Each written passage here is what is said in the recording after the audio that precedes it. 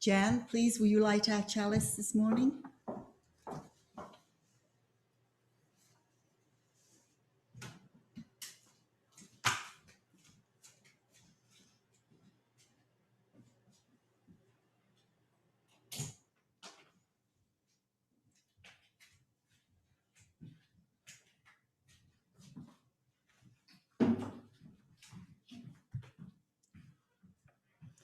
We gather this hour as people of faith with joys and sorrows, gifts and needs.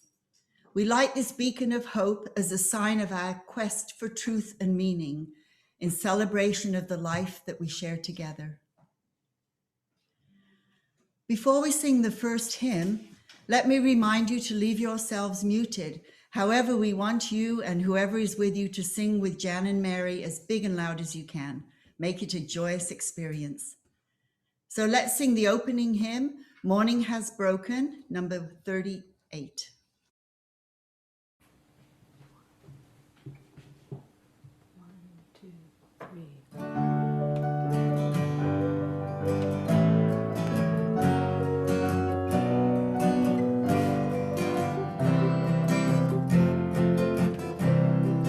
Morning has broken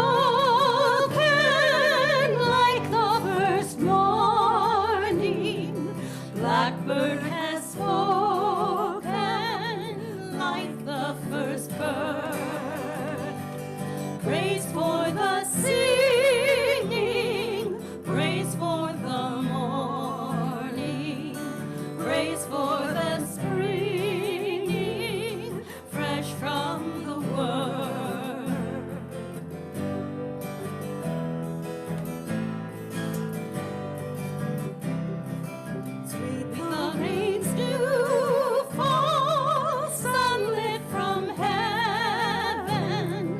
Like the first dew fall on the first grass. Praise for the sweetness of the wet garden, sprung in completeness where God's began.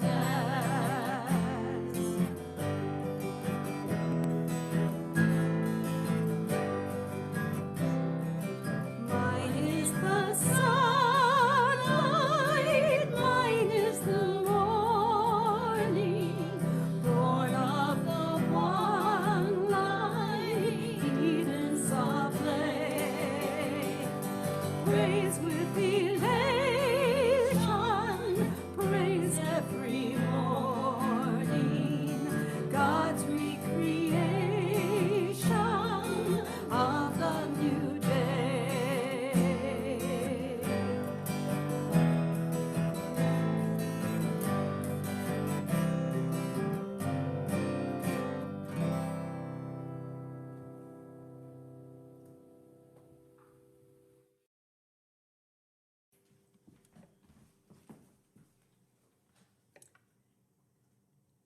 Thank you, Mary and Jan.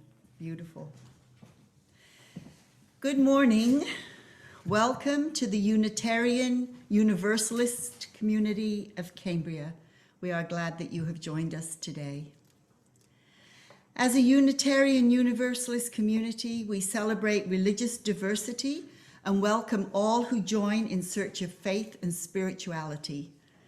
The UUCC is a lay-led congregation inviting speakers from different religious traditions and spiritual or scientific backgrounds to speak in our pulpit. We encourage presentations covering a variety of topics and areas of interest to our community that connect with the UU7 principles. Today's service centers around the third principle. We affirm and promote acceptance of one another and encouragement to spiritual growth in our congregations. Spiritual growth isn't about a vertical ascent to heaven, but about growth in every dimension at once. It's spirituality in 3D.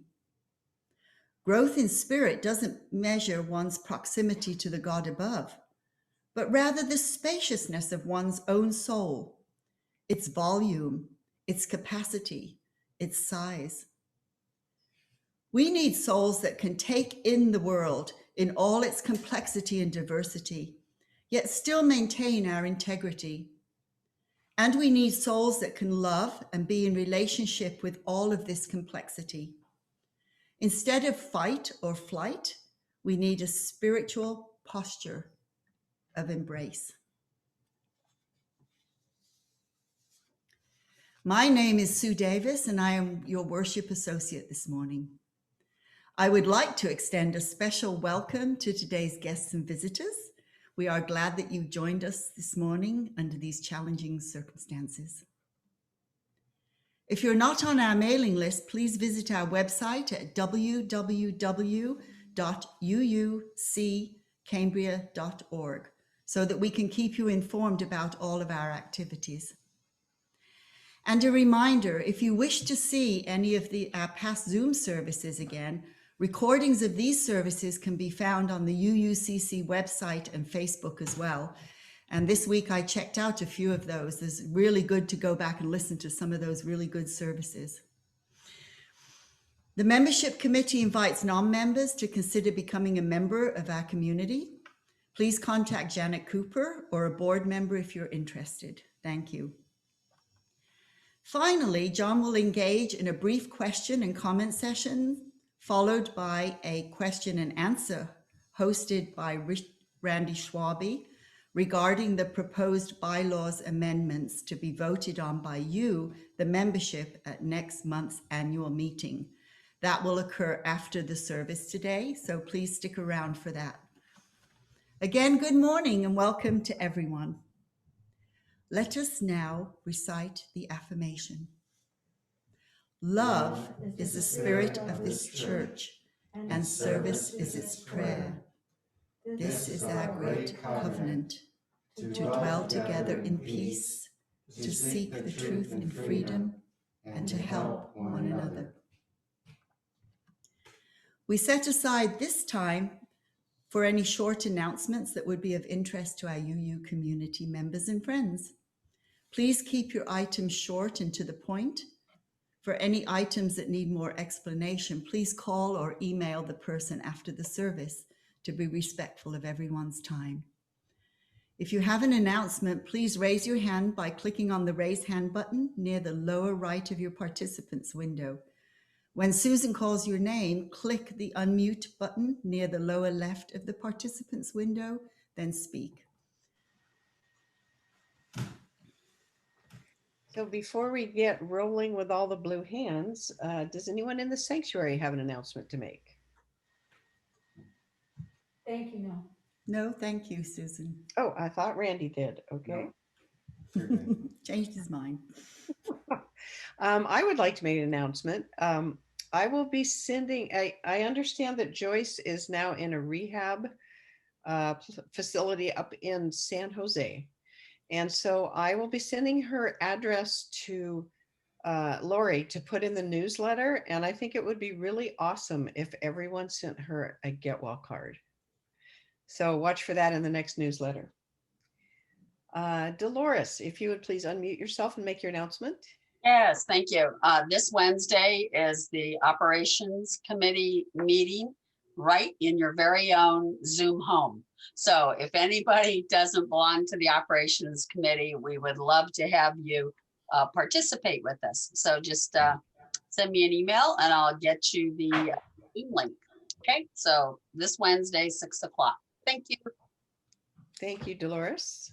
Lou, if you would please unmute yourself and make your announcement. We have the men's group meeting tomorrow at 10 o'clock on Zoom. Andy is actually going to be working at the time, and he supposedly has it set up. So I hope to see everybody there. Thank you, Lou. Chris, if you would unmute yourself and please make your announcement. Yes, next Saturday is the first day that we're beginning to collect food for the Thanksgiving basket project, and the church will be open at the back door from 12:30 to 2. If that isn't a convenient time for you and you want to drop something off in the morning before noon, that's fine. If you have any questions about the items that can be donated, just give Kat or me a call or shoot us an email. And I just have one other thing. I just need to leave the screen for a minute to find it to share. Okay. 1 second. So this is just a short notice for those of you who are interested in what's happening with voting and helping to get out the Latinx vote. So here, an organization called Buen Vecino in Ventura, I think in Ventura or Santa Barbara, is recruiting volunteers to text bank to get out the Latino vote. So they say it's easy and fun. You don't even have to use your own phone number. You don't need to speak Spanish. The date is Saturday, October 24th from 12 to 2 p.m. And I will put the link for this in the newsletter this week. If anyone is interested in participating, they can find out by clicking the link. Thank you. Thank you, Chris. Treva, if you would unmute yourself and make your announcement. Morning all. So there is a board meeting tomorrow at 5 o'clock. If you would like to join, please email and I will forward the link and also the agenda to you. So board members and anyone else interested, I will see you tomorrow at 5. Thank you. Thank you, Treva. And Marianne, if you would make your announcement, please. Folks, after you drop off your food and after you do your Latinx voting things, come on over to the Pines. I'm doing my concert, which was rescheduled this Saturday at 2 o'clock. If you're interested in getting on the RSVP list, just contact me and I'll put your name down. Thank you for your support.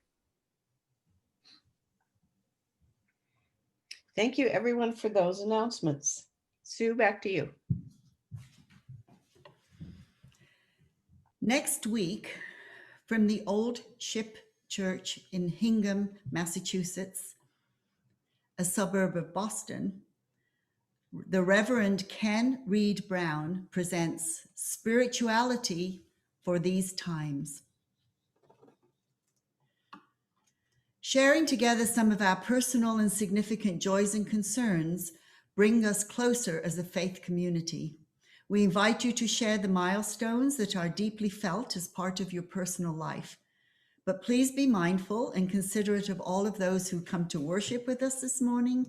This is a time of community building. The collective flames of these candles also embody all the joys and sorrows which may have gone unspoken today, but are deeply felt in this community.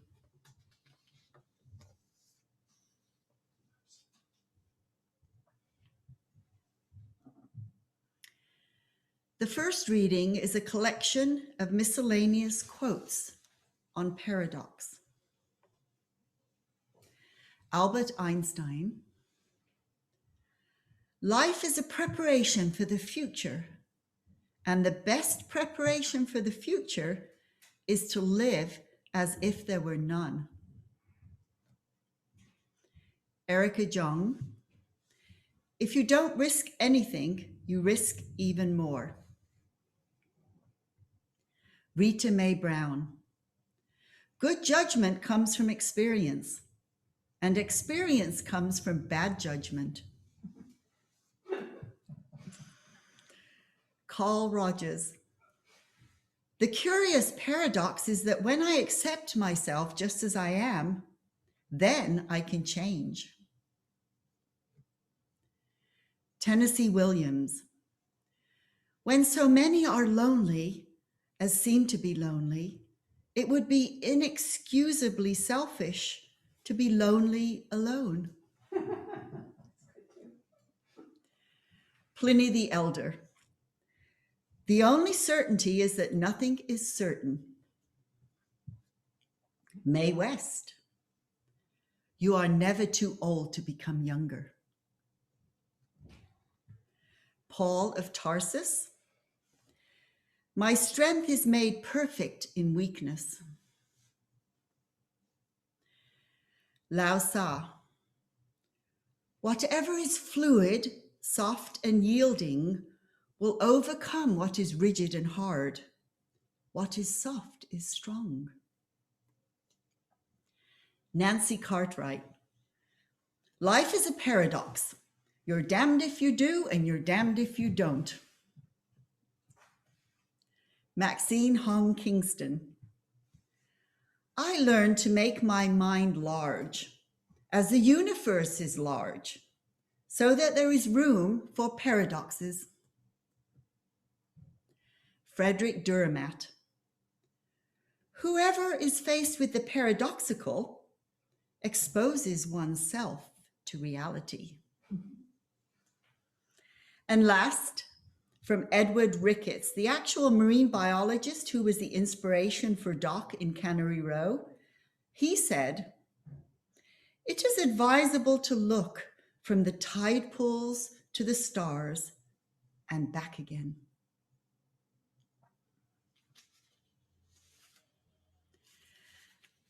Let us now enter a place of peace and serenity where you are one with your spiritual being. Be at peace within your space, where the absence of all that is temporal is its most cherished gift. Let us enter the stillness.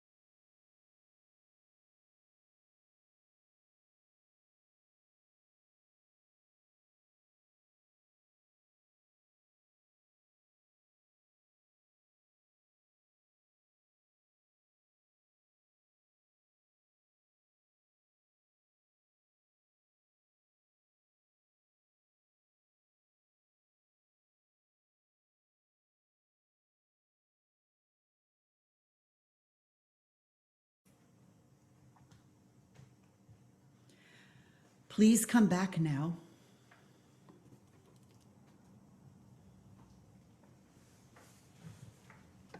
Our second reading is the opening paragraph from Cannery Row by John Steinbeck.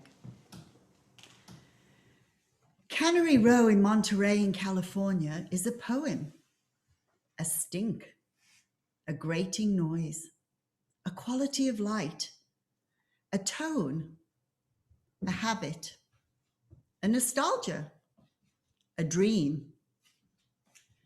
Cannery Row is the gathered and scattered, tin and iron, and rust and splintered wood, chipped pavement and weedy lots, and junk heaps. Sardine canneries of corrugated iron, honky-tonks, restaurants and whorehouses, and little crowded groceries and laboratories and flop houses. Its inhabitants are, as the man once said, whores, pimps, gamblers, and sons of bitches, by which he meant everybody. Had the man looked through a different peephole, he might have said, saints and angels, and martyrs and holy men, and he would have meant the same thing.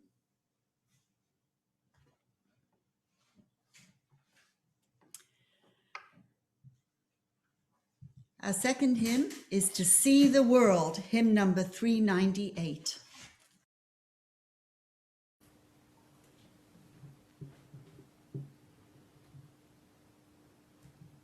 Hi all. I learned so much about music and poetry from having the honor of being able to select the music for our services. To See the World in a Grain of Sand, which is in the hymnal, hymn number 398, I learned, it's part of a larger poem called The Auguries of Innocence by William Blake. And somebody got to put the hymnal down for a minute. Edward Grieg wrote a folk tune, which the UUA, whoever put the hymnal together,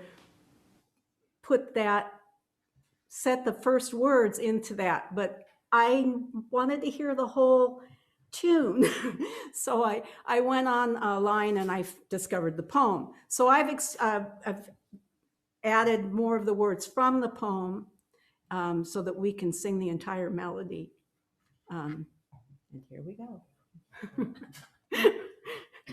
1, 2.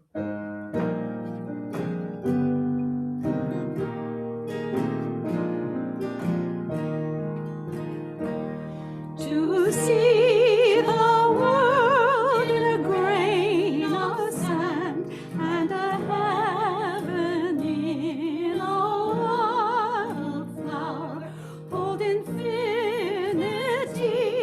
in the palm of your hand and eternity in and out. It is right, it should be so. Man was made for joy and woe. And when this we rightly know, through the world we safely go.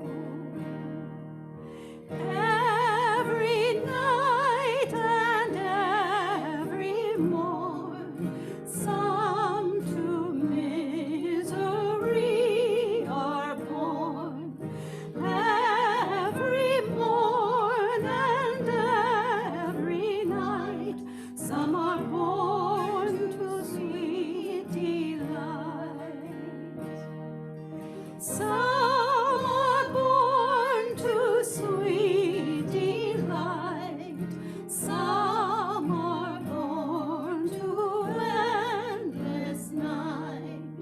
We are led to believe a lie when we see not through the eye.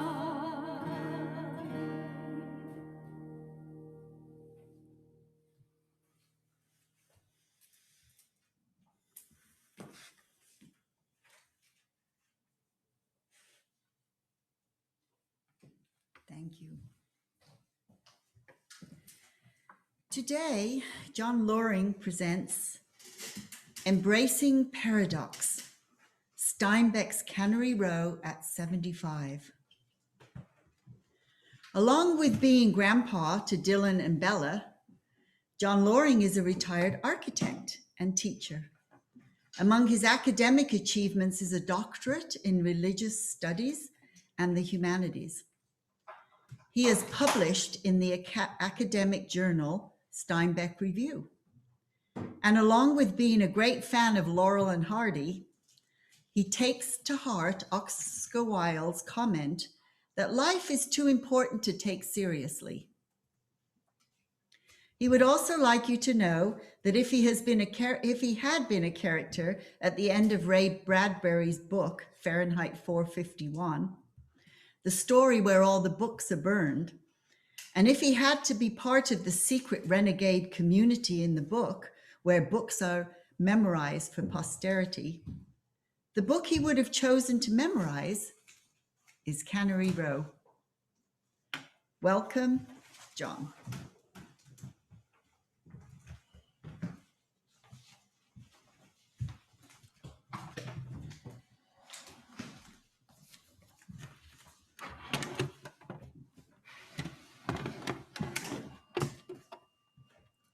Well, good morning to you all, and good afternoon, in fact, to our friends in New York. Are we ready? Okay. Once upon a time, not far from here, there was a magical realm inhabited by some rather special people. Over time, the place slipped into the shadows, and only remnants of it remain today. The place was Cannery Row in Monterey, California, in the early 1930s.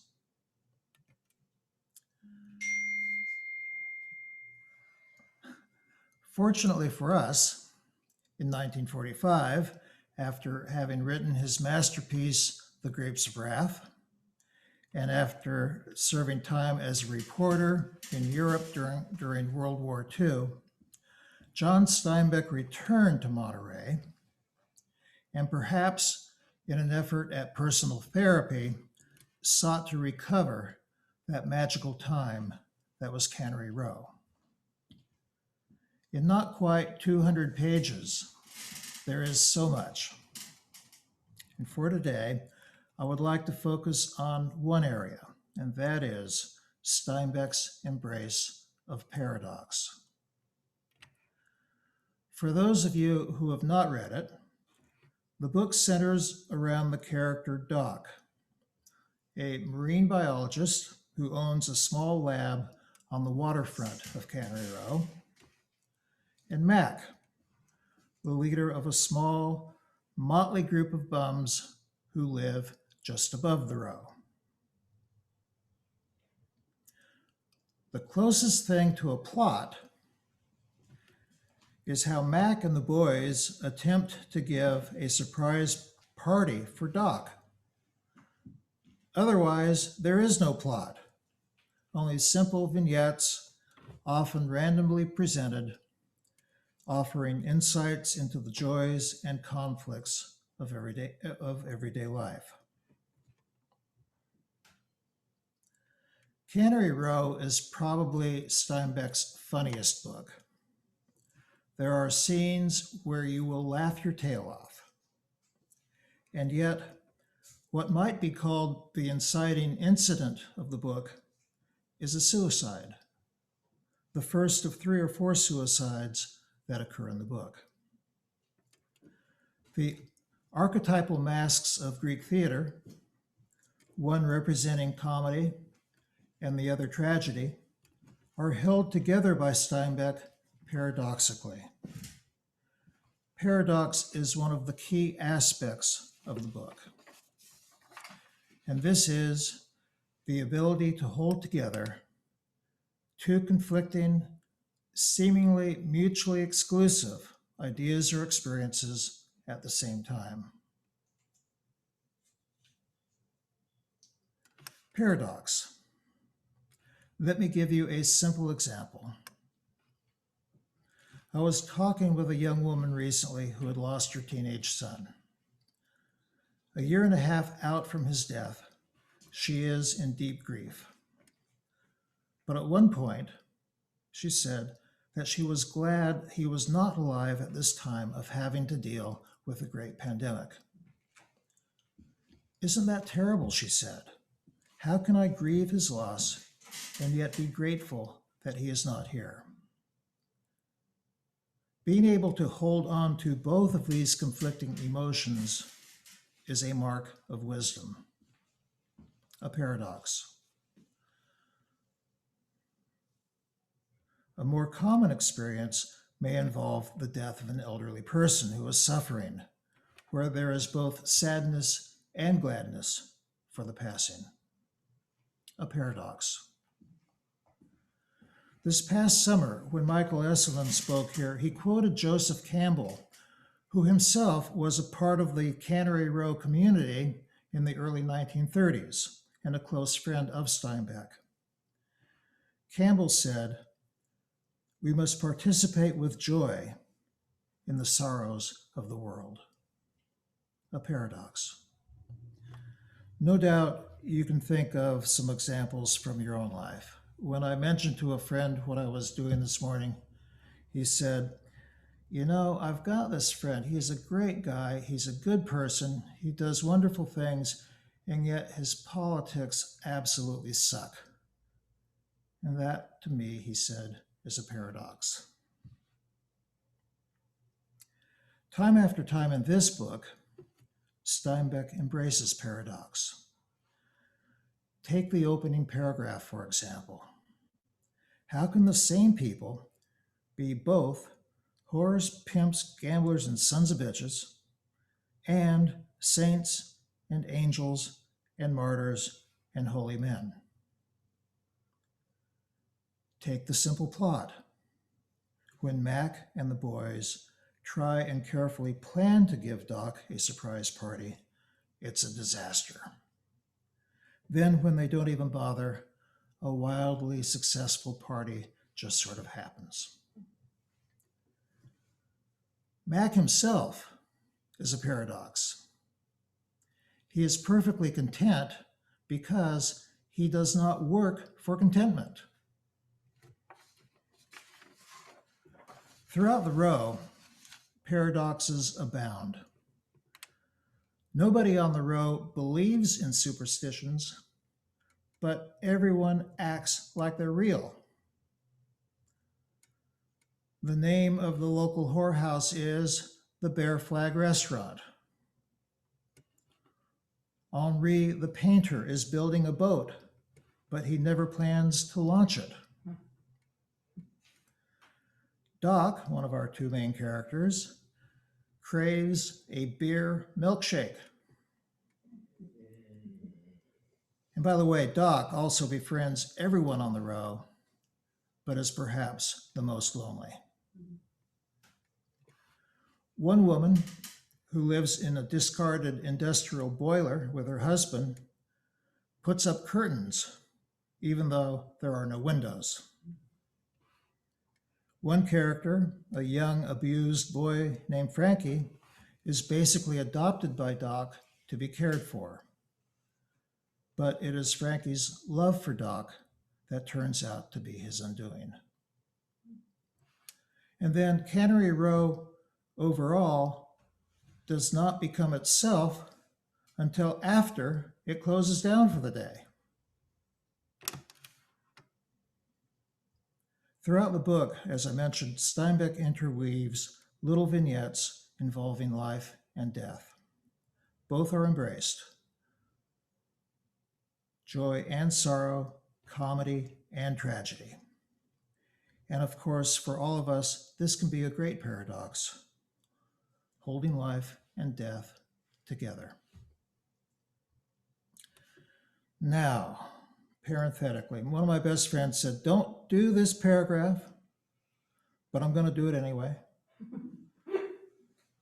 Parenthetically, Steinbeck deals with the ultimate paradox of all, which I will mention briefly. Steinbeck and Ed Ricketts, the actual marine biologist on whom the character Doc is based, closely followed the scientific thinking of their day. With a careful reading of the book, you can see that in simple, everyday language, Steinbeck is seeking to develop a unified field theory, the grand paradox, incorporating both Einstein's theory of relativity and quantum physics, something that even today scientists are struggling to achieve, believe it or not. But we'll have to save this for a later discussion, and I mentioned it only to suggest the depth of the ideas that make up this remarkable little book. We can talk about this one a little bit more after the service if you wish. So let's get back to our more basic everyday experience. The ability to embrace the paradoxes of life are at the core of the book. Paradoxes have a long tradition in storytelling and in religions as well. In Zen Buddhism, for example, one path to enlightenment is through a paradoxical question, the koan. For example, what is the sound of one hand clapping? Taoism, of course, has a holistic approach to yin and yang, light and dark, good and evil, negative and positive. Jesus said, "Consider the lilies of the field, how they grow, They neither toil nor spin, yet even Solomon in all his glory was not arrayed like one of these. And then there's that thing about loving your enemies. Paradoxes are part of life. Early on in the book, after the first disastrous party that destroys most of Doc's marine biology laboratory, Doc is absolutely enraged. Yet after some time, he is able to enlarge his vision to the point where he can forgive Mac and basically embrace the paradox, acknowledging the damage, the anger, the rage, and allowing for forgiveness. Forgiveness can be a tough one, especially when one has felt personally violated. How can one forgive? It can seem impossible. But think of those situations where even victims of violent crimes have somehow taken on such a large view of a situation that they can forgive their perpetrators. It is possible, and for Steinbeck, there is a place for enlarging one's vision and holding the paradoxes that come along in life. This can be taken a little further. Towards the end of the book, Steinbeck tells the story of a handsome young gopher who finds the perfect vacant lot on the row. He digs the perfect hole, stocks it well with food, and waits for a mate. He has done everything he can, but a mate never comes. And so this handsome young gopher decides he must relocate to a less desirable, more dangerous place, a place where cats hang out, a place where people set traps, and there he waits for his mate. He has done everything he could have done, and he must accept and resign himself to the situation. In Japanese culture, this is called taikan. It's a concept that means well-contented, accepting everything as it is, both success and failure, situations where there are no good answers. Taikan may seem like a negative thing, but paradoxically, it is regarded as positive. And it's a great paradox. Resignation and acceptance of what is, and contentment. So, being able to enlarge one's view so as to hold a paradox, especially in difficult situations, is a gift. And time after time in this beautiful little book of Cannery Row, paradox after paradox, this is a message that comes through clearly. And on the 75th anniversary of its publication, it's something we can all take to heart. As Friedrich Dürrenmatt was quoted as saying in our first reading today, whoever is faced with the paradoxical exposes oneself to reality. So I want to leave it there for now. If you have comments, questions, criticisms, whatever, we'll take care of those right after the service. Thank you.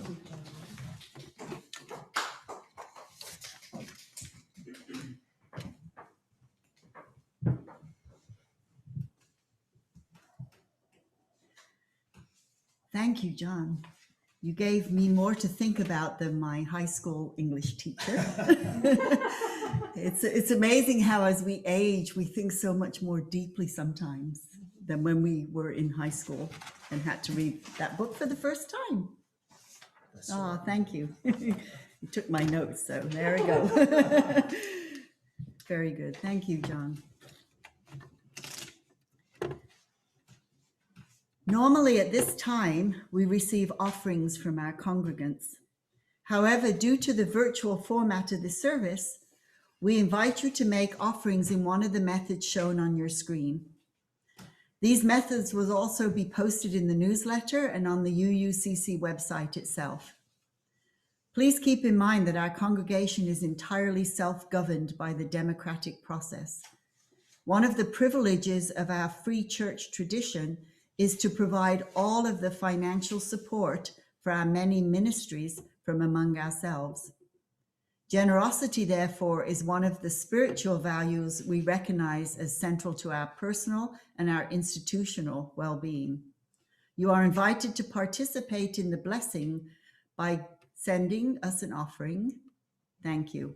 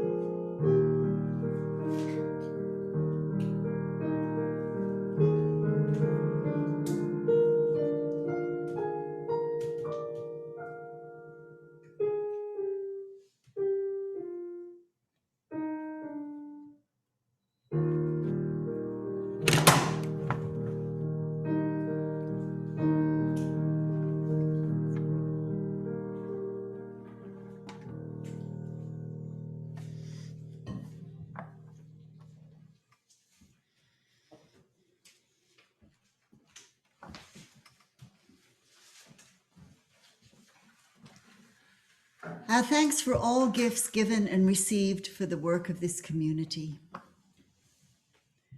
Let us now sing the doxology.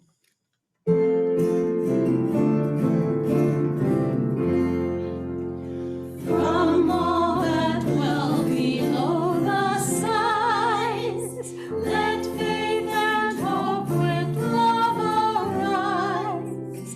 Let beauty, truth, and good be sung through every land by every tongue.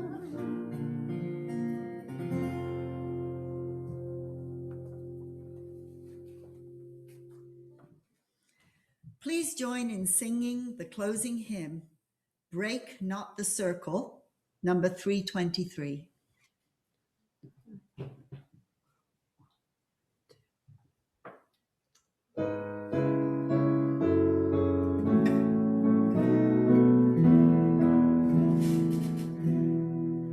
Break not the circle of enabling love, where people grow forgiven and forgiving. Break not that circle, make it wider still, till it includes, embraces all the living. Come wonder at this love that comes to life, where words of freedom are with humor spoken, and people keep no score of wrong and guilt, but will let human bonds remain unbroken.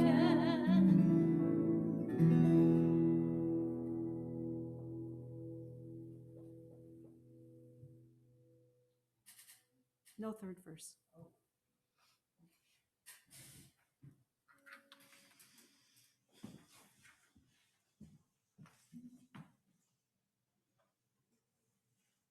Thank you, Mary Go. and Jen. Let us now recite the valediction. The flame of this chalice will no longer burn today, but the light of the flame within our hearts continues to shine brightly, illuminating the love felt in our community.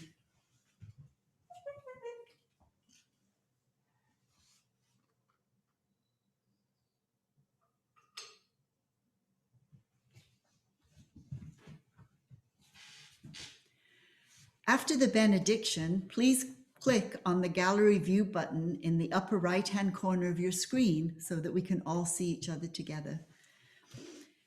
Remember to stay after John has given the benediction for a question and comment and conversation with John, and then a meeting with Randy regarding the bylaws and amendments if you have any questions. Okay, John? Thank you, Sue.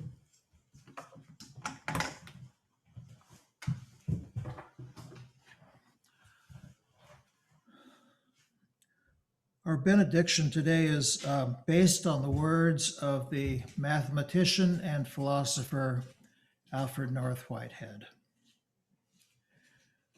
May we depart from our gathering in peace, not the peace of anesthesia, but the positive feeling that crowns the life and motion of the soul. The peace that is a broadening of feeling that carries with it the surpassing of personality, the peace that comes as a gift that results in a wider sweep of conscious interest that enlarges our field of attention, the peace that results in passion and the love of humankind and the world. Amen.